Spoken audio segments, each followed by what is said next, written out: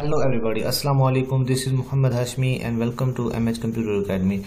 So guys, in this video we are going to learn how to fix keyboard typing wrong character. So first of all, you have to search your control panel. Okay, after that you have to select here small icon. So after selecting this, you will see their language option. If you don't have the language option, then you have to search here, or you have to go to the setting, and you have to select time and language. Okay, after that you have to select language. So here you have two options, languages. You have two languages, one English United States and English United Kingdom. So this will create a very difficulty for you. For example, you will press any keyword.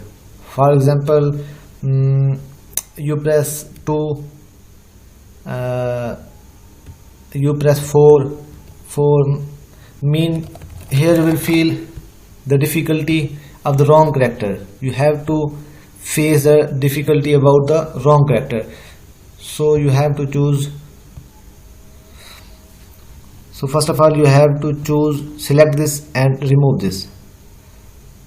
And if you don't have the United States language, then you have to click here and you have to type here English.